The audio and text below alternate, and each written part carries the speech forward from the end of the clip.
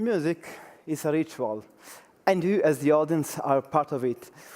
Every time you listen to a piece of music or see a concert, it's as if you are celebrating this ritual of which we are indirect protagonists. One of the definitions of the word music is organization of the sounds over the time. Although the definition is clear, it is yet incomplete because there is no music until someone is listening.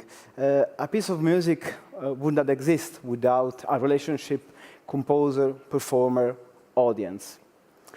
I am composer, solo pianist, performer, and also conductor, but I am also a listener, and as such, and I am also a part of the audience.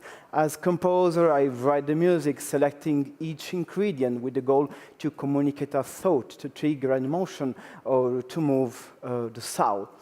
But the music will only come to life when someone is ready to listen and savor it.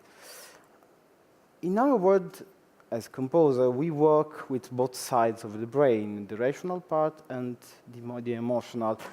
When composing, the rational is most important because we have to decide the structure, to choose the chords and the beats and the notes. The performer studies it, executes it, and then performs it.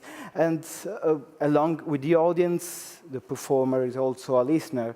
The audience, although in silence, give the attention and the energy and the feedback to the performer. This means that listeners, both performer and audience, are also part of the musical composition. And the relationship between composer, performer, and audience gives life to music. And the experience is both collective and individual, yet we all perceive it differently.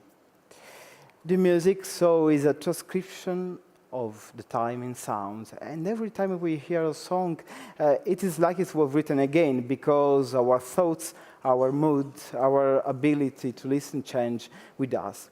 What I just played for you was not improvised, but composed by me. The work that you heard is the second of two small pieces that are called the 2 Waltzes to 8 Midnight. It's like a couple pictures, 2 slides that depict the same moment. I mean, the melancholy of the midnight during the last day of the new year, where our life flows in our thoughts, in our expectations, in our future. There might be some contrasting emotional moment in a glass of champagne or dancing during the midnight of the new year. I give you some impression. It is night, an unheard pianist accompanying a sort of cabaret music, while a couple is dancing lazily without looking at each other. The bittersweet character dominates the piece, and perhaps the sadness is what the music tells me when I play this piece. As you see, I wrote this piece, but I am a listener like you. This is the image I usually have in mind when I play this piece. Now you have not only a musical image, but also a suggestion and a shared image. We are living in a multimedia era, and associating music to images or paintings or poems or poetry, for example, is almost compulsory. This is wonderful, of course, but for me, is also restricting because it has become much more difficult to abandon ourselves to completely to the sound, because we are always looking for an image to represent the sound.